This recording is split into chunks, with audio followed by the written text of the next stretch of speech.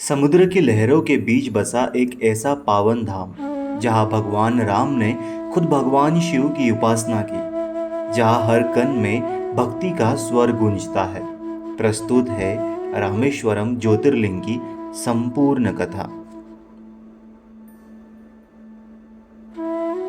रामेश्वरम तमिलनाडु के पंबन द्वीप पर स्थित है। हिंदू धर्म के 4 धामों में से एक और 12 ज्योतिर्लिंगों में से 7वें। यहाँ विराजमान है श्री रामनाथ स्वामी भगवान शिव का दिव्य रूप।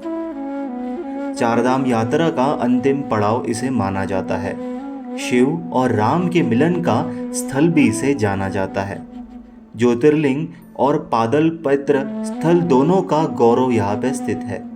शैव, वैष्णव और सम्राट सभी परंपराओं के लिए समान रूप से पूजनीय ये ऐसा दिव्य स्थल है। श्री रामेश्वरम ज्योतिर्लिंग की कथा ऐसी है, जब भगवान राम ने रावण वध का निर्णय लिया तब उन्होंने भगवान शिव की आराधना की। समुद्र तट पर शिवलिंग स्थापित कर पूजा भी की।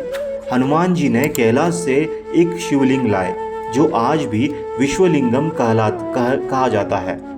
भगवान राम ने आदेश दिया कि सबसे पहले विश्वलिंगम की पूजा होनी चाहिए। यह परंपरा आज भी निभाई जाती है और चलती भी है। शिव प्रसन्न होकर राम को विजय का आशीर्वाद देते हैं और वहीं पर विराजमान हो जाते हैं। कहा तो ऐसा भी जाता है कि जब भगवान राम ने इस शिवलिंग की स्थापना की, जब ये पूजा हुई, तो इस पूजा में ब्राह्मण के रूप में पूजा पाठ करने के लिए स्वयं रावण यहाँ पर उपस्थित थे। इतिहास। श्री रामेश्वरम का इतिहास कुछ इस तरह से है।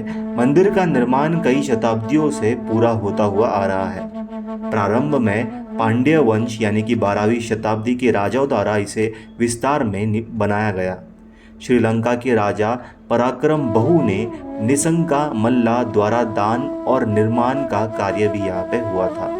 बाद में 17वीं शताब्दी में मथुरामलिंगम सेतुपति ने भव्य गलियारों का निर्माण यहाँ पे करवाया।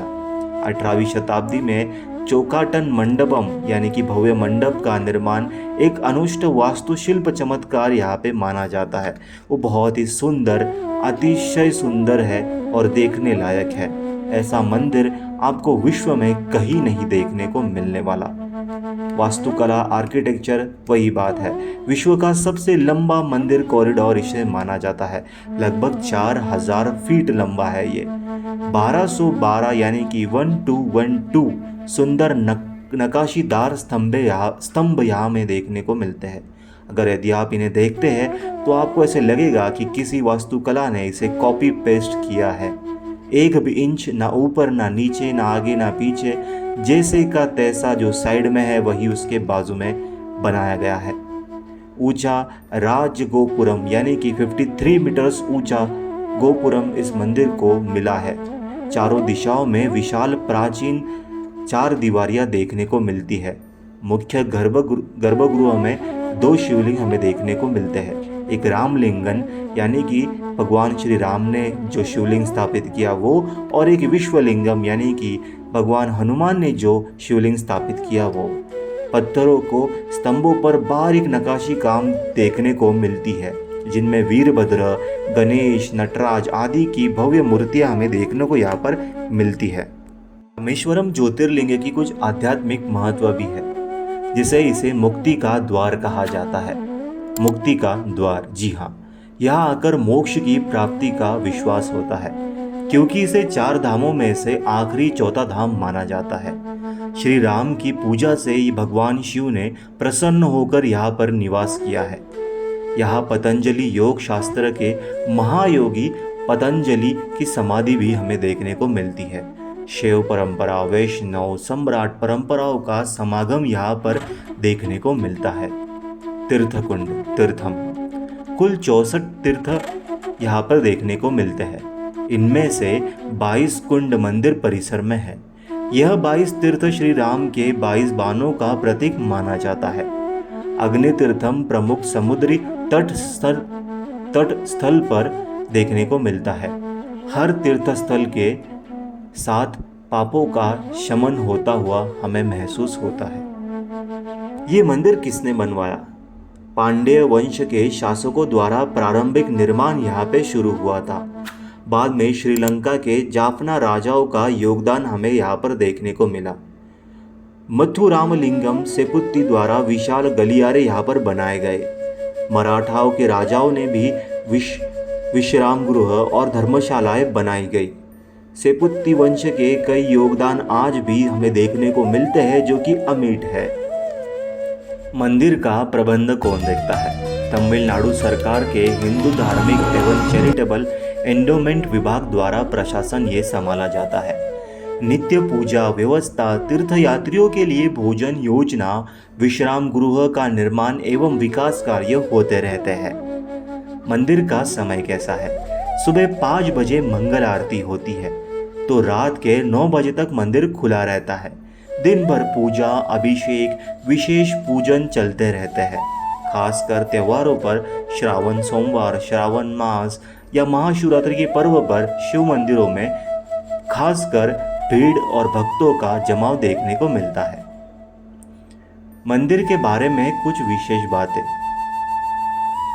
विश्व का सबसे लंबा कॉरिडोर इस मंदिर को कहा जाता है। 2 लिंगम यानी कि रामलिंगम व विश्वलिंगम, ऐसे 2 शिवलिंग मिलकर ये एक 7वां दिव्य ज्योतिर्लिंग बनता है। 22 पवित्र तीर्थ कुंड यहाँ पर देखने को मिलते हैं। शिव व भगवान राम के अद्भुत मिलन का ये स्थल माना जाता है। पतंजलि योग शास्त्र के महायोगी पतंजलि की समाधि भी हमें देखने को मिलते हैं। समुद्र तट तक संपन्न अग्नि तीर्थ यहाँ पर देखने को मिलते हैं।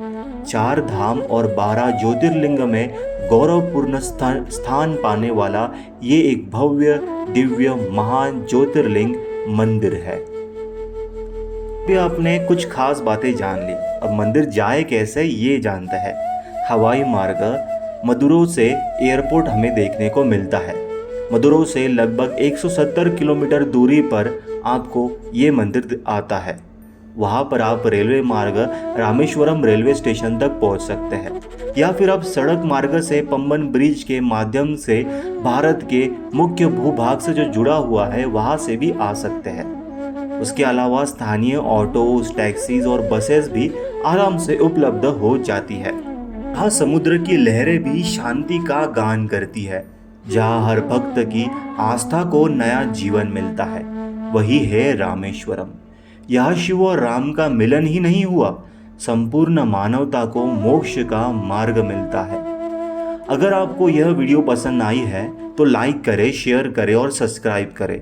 आपका एक लाइक हमें ऐसे ही और दिव्य कहानियां लाने के लिए प्रोत्साहित करता है।